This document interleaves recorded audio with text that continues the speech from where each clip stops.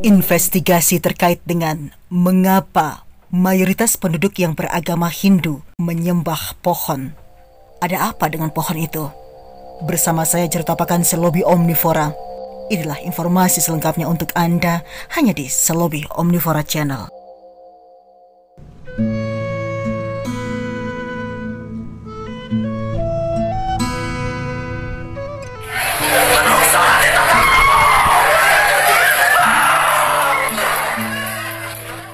Pemirsa, kejadian yang terjadi di Temanggung, Jawa Tengah, tepatnya lagi di Pringapus Ngadirejo, kesurupan massal setelah menebang pohon beringin di wilayah itu, adalah sebagai contoh kecil pentingnya kita sebagai manusia menghargai keberadaan lingkungan atau pelemahan yang dalam konsep Trihita Karana, yakni Buana Agung atau alam semesta itu sendiri. Apa alasannya Hindu di Bali menyembah pohon? Pulau Bali merupakan pulau yang mayoritas penduduknya beragama Hindu. Agama Hindu Bali dan keberagaman tradisinya sudah menjadi roh Pulau Dewata ini. Selain itu, tradisinya juga banyak mengajarkan umatnya untuk berperilaku. Dari beberapa sumber sejarah, kepercayaan Hindu masuk ke Indonesia untuk pertama kalinya sekitar abad ke-15 sebelum Masehi.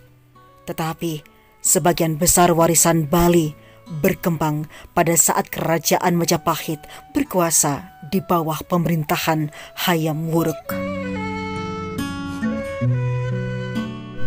Pada saat kerajaan Majapahit mencapai puncak kejayaan dengan daerah kekuasaan selain Pulau Bali, yaitu Semenanjung Malaya Selatan, Kalimantan, Sumatera, dan daerah lainnya. Dan pada zaman itu dilahirkan mahakarya kesusastraan Hindu Jawa serta artistik yang sampai sekarang ini dijadikan dasar seni Bali. Seperti yang kita ketahui, Bali dikenal sebagai tujuan destinasi wisata budaya dari alamnya, tradisinya yang terkenal di seluruh dunia. Sangat banyak pengaruh-pengaruh asing yang masuk ke pulau ini. Namun demikian, dengan dibentengi iman dan kepercayaan ajaran-ajaran Hindu, masyarakat Hindu mampu memfilter budaya-budaya yang baik untuk wilayahnya. Saat mengunjungi Pulau Bali, selain pura, kita akan menemukan banyak sekali pohon besar yang dibaluti dengan kain. Biasanya umat Hindu Bali sering mempersembahkan sesajen di tempat tersebut. Dari hal itu, sering timbul pertanyaan, mengapa agama Hindu Bali menyembah pohon?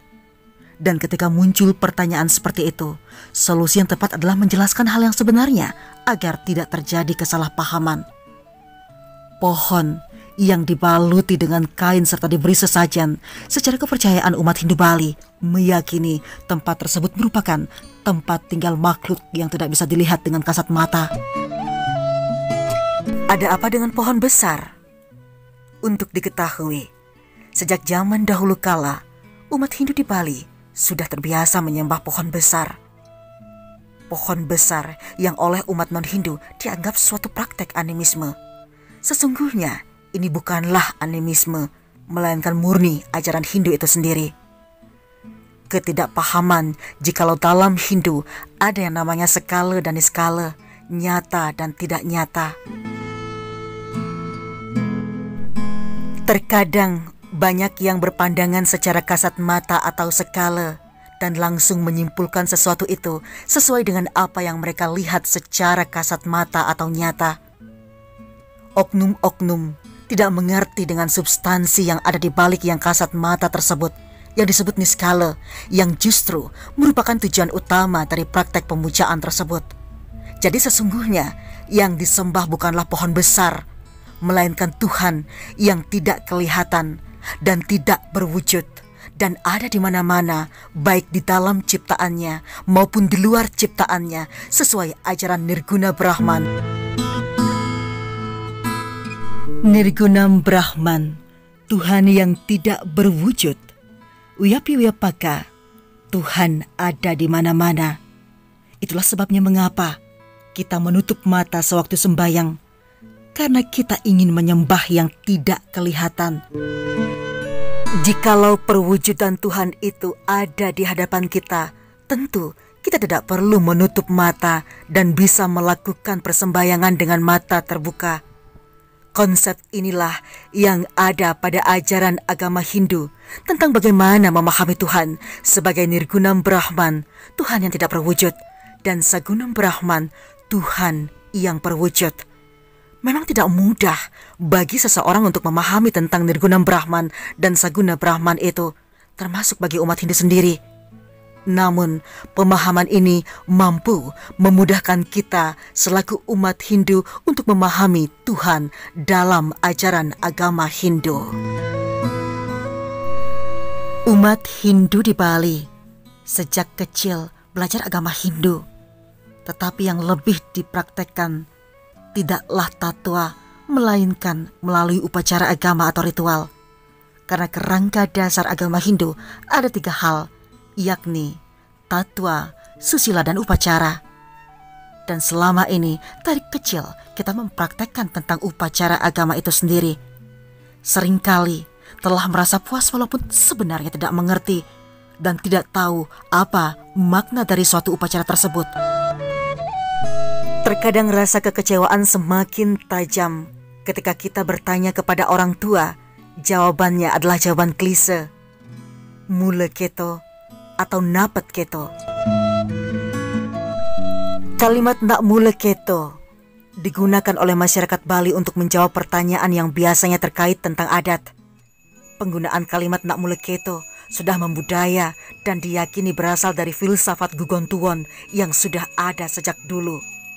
Gugontuwon berarti gugu atau percaya, memiliki arti percaya kepada kebijaksanaan orang yang dianggap bijaksana atau yang sudah tahu terdahulunya. Filosofi Gugontuwon diyakini sebagai salah satu alasan kenapa orang Bali tergolong militan dalam beradat istiadat. Rasa percaya yang kuat terhadap yang tahu dibangun turun-temurun dan menghasilkan masyarakat yang setia dan solid menjunjung adatnya. Budaya nak mule keto memang akan menjadi bumerang sendiri untuk orang Bali. Nak mule keto di tengah pusaran arus globalisasi tidak akan membawa Bali ke tempat yang lebih baik, namun akan membangun masyarakat Bali yang tidak peduli. Dan apabila ketidakpedulian tersebut terus dipupuk, asal-usul yang asli atau original suatu adat budaya akan memudar seiring waktu. Seperti halnya pemujaan terhadap pohon besar yang kita percayai sebagai konsep Nirgunam Brahman, di mana kita percaya tentang keberadaan Tuhan yang tidak berwujud. Namun apabila kita tidak mampu menjawabnya dan terus mengatakan mule keto, ini akan berujung fatal terhadap kepercayaan generasi penerus Hindu itu sendiri. Menurut Maharishi Patanjali, prinsip nak mule keto diinspirasi dari pengetahuan Weda. Pramana atau berpikir yang benar, berpikir kognitif, atau logika adalah mood dari pikiran. Pramana atau tripramana, yakni pratyaksa, agamana, dan anumana adalah ketiga bukti serta alasan yang selalu diinginkan oleh pikiran. Pikiran tidak pernah berhenti untuk mendapatkan bukti dan alasan. Selalu bertanya-tanya, kenapa, mengapa, kenapa. Dan bukti adalah perangkap bagi pikiran untuk mendapatkan kebebasan atau pencerahan atau moksa.